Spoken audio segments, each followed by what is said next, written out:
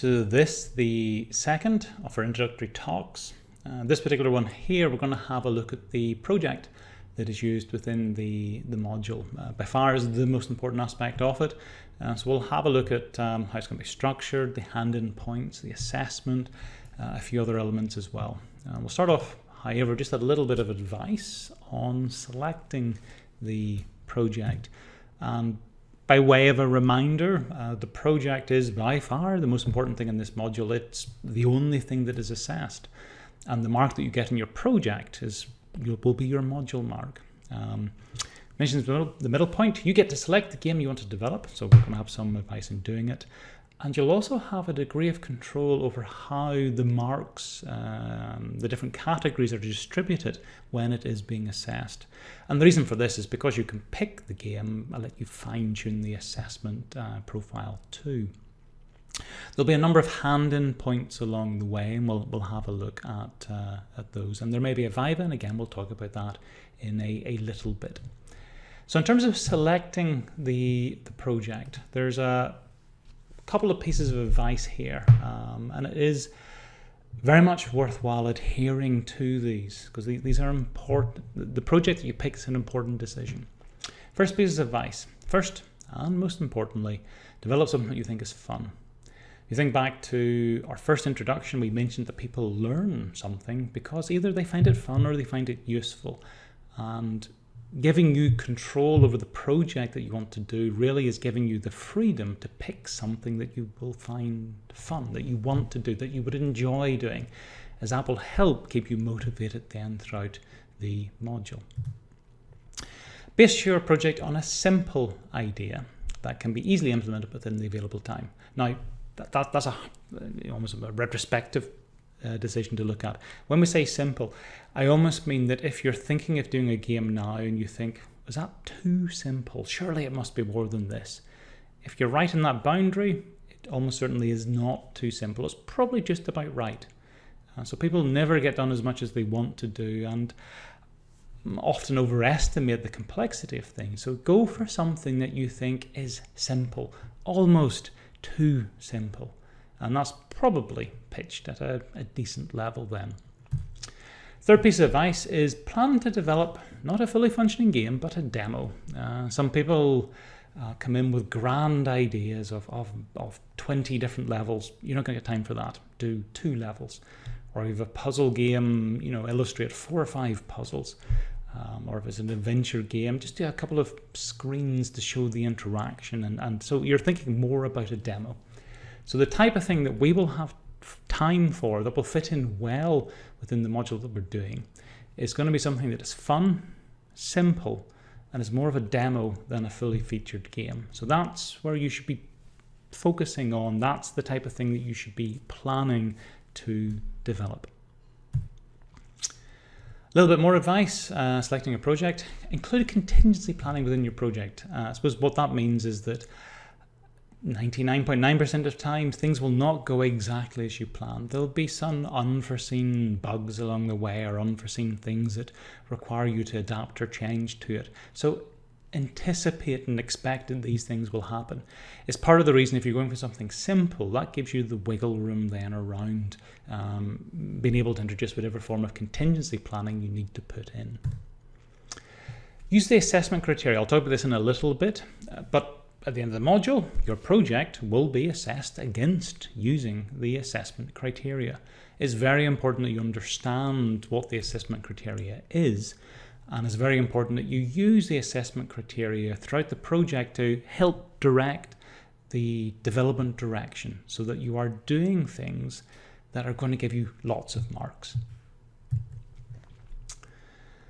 You'll be working in a team. This is a team-based approach. Generally speaking, teams 4 to 5 people in size, that's going to be typical.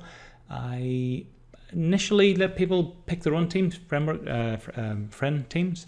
If you want, I will act as a brokering service. Anybody who wants me to put them in a team or take a team of 3 and combine it with another couple of people, and so on and so forth. Working in a team makes the project manageable. It gives enough total resource that you can take on a game size app There's a fair amount of development involved in doing it, and a team of 4 or 5 is a good size for taking on a decent, meaty app.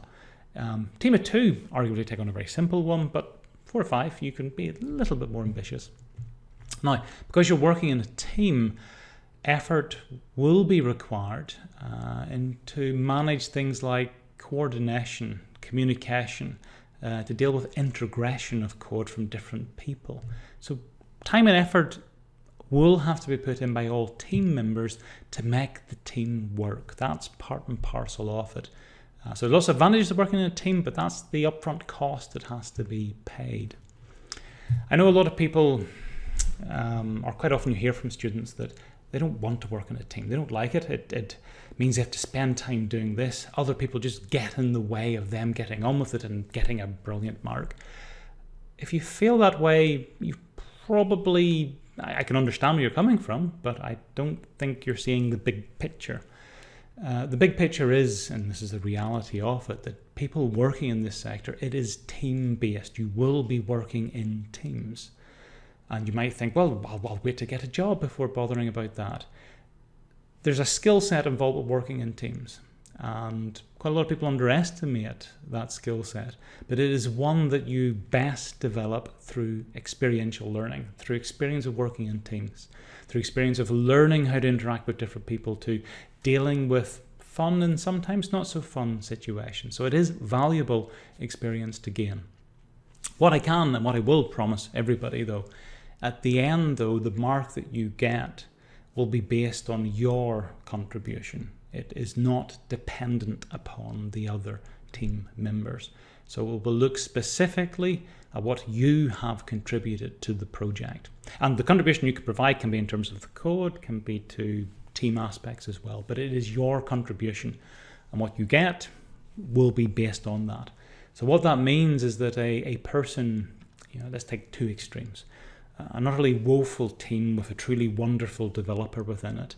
That truly wonderful developer will get a truly wonderful mark because what they have done and could show they can done themselves will only be given to them by way of marks. Other end of the spectrum, if you have a team of fantastic developers and one waste of space who does nothing, that person cannot be carried by the team because at the end they will not have anything to demonstrate that they've done and they will get 0 marks. So it is an individual mark that is awarded to people based on the contribution that they put into the project. The team-based stuff is important because in your year out, you'll be working in teams. So this is important to start building up that ability. Other few things here. First year modules, if you're not a direct entry into level 2 Queens, but you've done your first year ones, you'll know that vast majority of modules have practicals. Second year modules, some are practical, some do not. This module does not have practicals. What this means is that in terms of learning Android, in terms of experimenting with different 2D game programming techniques, there will be no practicals to hold your hand. You will have to do it yourself, either individually or with your team. So this is up to you to do this. There are no practicals here to support it. It will require you to schedule time and effort and to put in the same amount of time you would do in practicals to put this in terms of independent learning. Now, there's good reasons for this. I just want to flag them up here because each year students say, wouldn't this module be easier if we had practicals? And it would be. So it's a conscious decision not to put in practicals, but let me tell you the reasons why. 2 reasons for it. First one is that learning and picking things up under your own steam, that's what actual programmers do. That's the reality of it. And at the end of your second year, vast majority of you will be going out to spend your year working in industry. And you will find yourself in a situation where you'll have a new piece of technology or a new element of the system that you have been tasked with doing something. And it will be your responsibility to get up to speed. There's not going to be a series of practicals to help you. If you're lucky, for some of these things, there might be a training course they can put you on. But in the majority of cases, you're just going to have to learn it yourself. That's what programmers do. So it's a useful skill to develop and to get some experience of it in a relatively low risk environment university module before you go out into your placement year. Third, or the second real reason here, is that for third and fourth year modules, so going into your final year or final 2 years, the vast majority of them do not have any practicals. So it is a transition from having lots of practicals in first year to basically none in third and fourth year. And again, this comes down to the whole notion of university, about higher education, of producing independent learners. That's what we want to try to do. And you only do that by putting people in a position where they do have to learn independently. Now, I appreciate that what I've said on the last slide means that I'm making your life more difficult. I understand that. I apologize for that, but it is hopefully for the best reasons. But this is where you get a bit of a balance then. So it's a counterbalance. When I'm assessing the project, I'm fully aware that I've put everybody in a position where they had to pick these things up under their own steam. They've had to work in teams and deal with the different aspects of it. So I'm aware of that because that's the way I've designed every single project. So when I come to assess the project at the end, I will assess it with these factors in mind.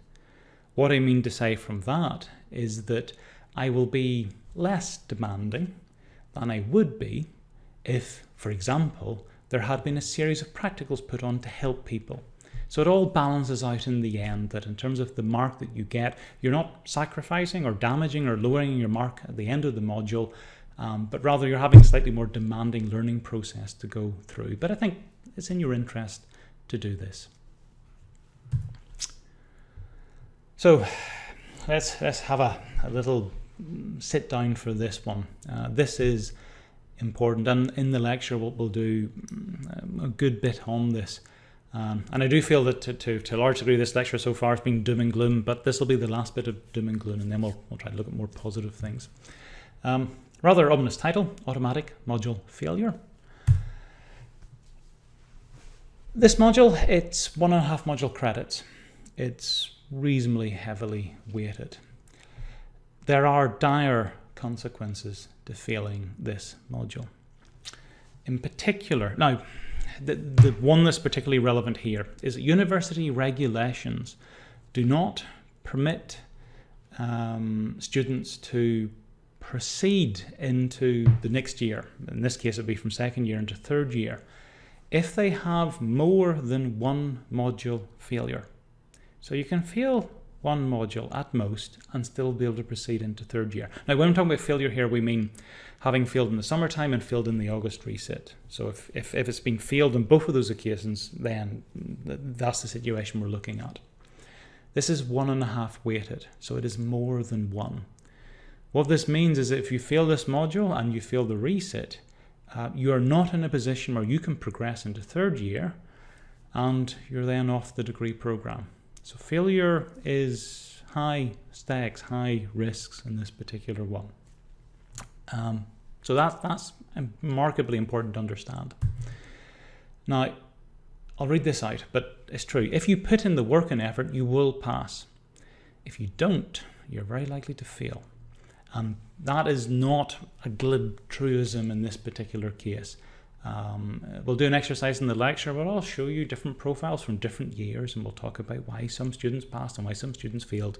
But this thing has been designed that it is not difficult to pass, it just requires time and effort to be put in. If you do put in the time and effort, you will pass. But because time and effort needs to be put in, if you leave it to the very end and you're struggling to put it in, I'm afraid that won't be a pass. I don't want anybody to fail, honestly, I don't. And the one thing I want to guard against is letting people sleepwalk into failure. And the most common case for that is because this is a year through module, a lot of students go, it's early days, I don't need to do anything, I can wait a bit. And they leave it too late to a point where they're almost guarantee failure. Now, it's not in your interest, it's not in my interest, it's in nobody's interest to let that happen. So what this means then on this particular module, down at the bottom, students must demonstrate adequate progress on their project throughout the module. So we will have a hand-in in week 3, week 6, week 9 of the first semester, and again, so roughly every 3 weeks you're handing things in. Now, when I talk about progress, I don't mean the quality of the item, but it must be clear to me that time and effort has been put in and we have new things appearing. If that isn't the case, so let's say come by week 6, nothing's been done. It is automatic module failure. So anybody who cannot demonstrate that they've been putting in time and effort throughout the project automatically fails. It's just an immediate fail, because otherwise than that, you're just putting yourself in a situation where you will fail. Again, extenuating circumstances, all of this holds. So if there's anything that's been difficult or is getting in the way, talk to me. I will be sympathetic. I'm only using this here to make sure that everybody understands the importance of engaging. So if there's any valid reasons as to why you couldn't over a certain period, of course that'll be taken fully into consideration. Okay, so that's a bit glum, but all of these things are in place really to help you out. So we're a bit of sort of tough love here. It is trying to make sure the module is of most benefit to you in terms of developing your skills and making sure that when you go into your placement year that you're going to hit the ground running and find it a lot more straightforward and easy than otherwise it would be. So next up is the project timeline. This is how we will break down the project. So semester 1, 12 weeks here, semester 2 in the next slide. First couple of weeks, really about team formation and game ideas. So you're going to get into your teams. You're going to start thinking about the project and exploring different types of projects. And we'll look at different examples. Sprint 1 runs over a 4-week period. It's the longest, normally of 3 weeks. So the first sprint is really going to be based on developing the core input, graphical sound elements. It's simple things like loading graphics in, maybe playing a bit of sound, getting some touch input. It's just fundamental things that basically all games have. I'll set the user stories, I'll set the objectives for that sprint, because really we are looking at those building blocks that all games have. In week 3, you've got your first submission. This is really one where the team sends in details of the team, sends in details of the game, what it is you want to try to accomplish. I'll give you some feedback on that in terms of how difficult it is, maybe some suggestions, how well I think it maps onto the marking scheme. Into week 6, we have a progress check. So this is just simply me making sure that every single member in every single team can demonstrate that they have been developing code over that period. If there's a team where one member hasn't, then I'm afraid that member automatically fails. Second sprint then, week 7 to week 9. And this one here, it is up to you. The team will set its own objectives for that sprint depending on the type of game that you want to do. So at this point you can start turning this into something that is bespoke to your game idea. It's still early days, so very much this is talking about an architecture. It's the building blocks of your game. It's probably not going to be playable at this point, but you might have a demo of this running and a demo of that running. And again, there's a hand in end of week 9, and I'll give you some feedback on that. You can ask me questions and so on. Taking us up then to the end of the first semester, we've got sprint 3. And broadly, the goal at the end of that sprint is that you have a simple, playable version of your game. So at the end of the first semester, you have something that it's not going to be polished, it's not going to be finished, but you can kind of play the thing. We get to that position, that's a nice, lovely position to be in. Going into the second semester then, so you have your Jan exams in the middle. Start of the second semester, hand in, give you an update on whereabouts you're at.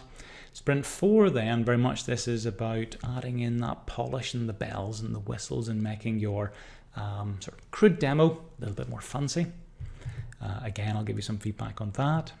And the final sprint brings us up to the end of week 6 in the second semester, is really refinement, it's polish, it's adding in any finishing touches that you want to do to the game.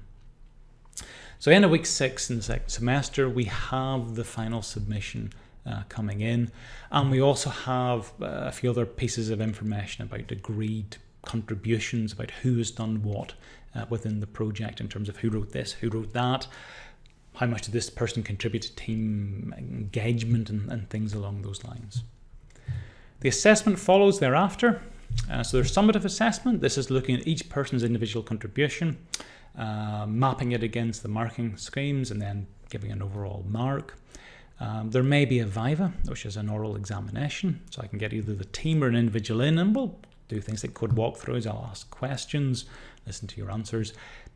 They're used a couple of situations, either if I'm not certain about something, somebody's on a borderline, I want to decide which way of the borderline they should fall, or if a team can't agree, say peer distributions or peer contributions. So a team can't agree how much one person did or didn't do. I'll bring you in, we'll have a viva, and we'll decide through that particular mechanism. Bottom bit, demo.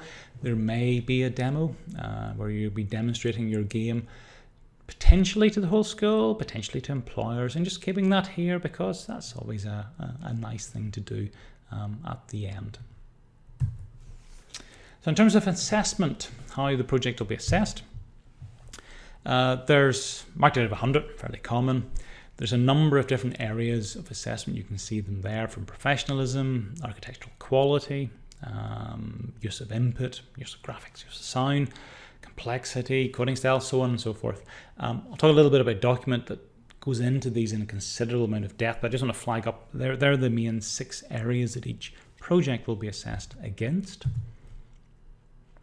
In terms of the weightings, and this is to take into account that you get to choose the project. So some people will do action games, some people will do puzzler, some people will do problem games. There's a wide variety of different types of games. And it means they do differ. So there's some categories that are fixed. So professionalism, how professionally you approach this, 10 marks. The architectural design, so the quality of your architectural design, how extensible it is and things like that, fixed at 15 marks. The coding style and the code quality fixed at 25 marks. So that's a total of 50. The remaining 50, you get to choose. So some games will put more emphasis on having fancy input, maybe gesture recognition. Other ones will just have tapping of buttons and nothing else. Some games may have very complex algorithms and a lot of complex AI. Other ones may be more straightforward. Some games may be based on a simple idea. Other ones may have lots of bells and whistles. So the categories that are variable between 5 to 25 marks, you can choose how many marks get put into those.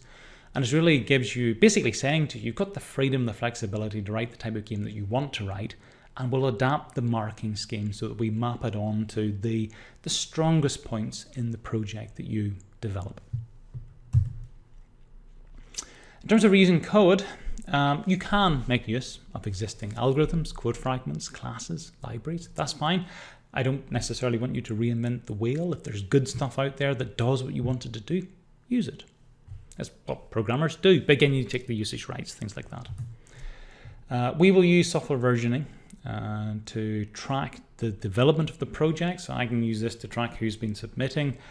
When you pop along to the advisory session, I'll check out from either GitHub or SVN your project and have a look at it. Upon submission, all projects, again, will be subjected to online plagiarism tests, fairly standard stuff. And if we're not certain about anything, if there's any questions or something not clear, we'll have a viva. The team will come in and we'll explore these issues. So coming to your bit, your project needs you. It really does. So there's a little bit of reminder here. It's really the duality of it. So the individual mark you receive will be based on a couple of aspects. Primarily, it's the quality of the code that is directly attributable to your efforts. It's the stuff that you've written. But to take into account that within a team, there can be different forms of contribution, then also how well the team thinks how good a team member you've been, that factors into it as well. So for your typical normal team where things work okay and everybody contributes to it, at the end, I'll look at your individual contribution, I'll look at how well the team thinks in terms of peer distribution, and we'll come up with an agreed project mark. Where we have a situation where the team is broken down, where there isn't agreement, where it hasn't worked, and sometimes unfortunately this happens, then we revert back to looking individually at what each person did, and then that determines the mark that they get. But wholeheartedly, I'll encourage everybody that engage within your team. This is going to be the thing that's going to be to everybody's benefit, and try to make this work as best as you can. For the assessment then, there's two documents that delve into this in quite a lot of detail. First one's project assessment criteria. So it goes through things like professionalism, quality of architectural design, so on and so forth, and spells out what it is you need to do to get a first, a 2-1, a 2-2, a third, a fail, a pass in the different sections. So this says the level of attainment that is needed to score well in those sections. Have a look at that, have a very good read of that, because that's the guide that should help inform your project development, because that's what we will be using to assess it at the end. So certainly take it into account. The other one's the project submission report. So there you can see the thing that you'll be filling in at the end. You can see how you'll be asked to identify the code that you did. You'll see the types of reflection that I want the team to do and how that peer element will come into it. So have a look at those things, because even though the assessment is way at the end of the module, it will be assessed, and this is what you're working towards. So it's a good idea to understand in good detail what it is you're working towards. Takeaways from this project is indeed at the heart of the module. You should aim to develop a simple and fun demo. If you pitch it at that level, it's going to be right-sized for this project. And do very carefully read the assessment criteria, the project submission documents, because that's what you're working towards. And I suppose the final one is not down here, but I'll reiterate it anyways, just to make sure that you do engage, everybody engages. You'll need to do that to pass the module to score well, and it's what I'm going to be requiring of everybody. We have one more short introductory lecture to do, and that one we'll have a look at some aspects of why students sometimes find the project challenging.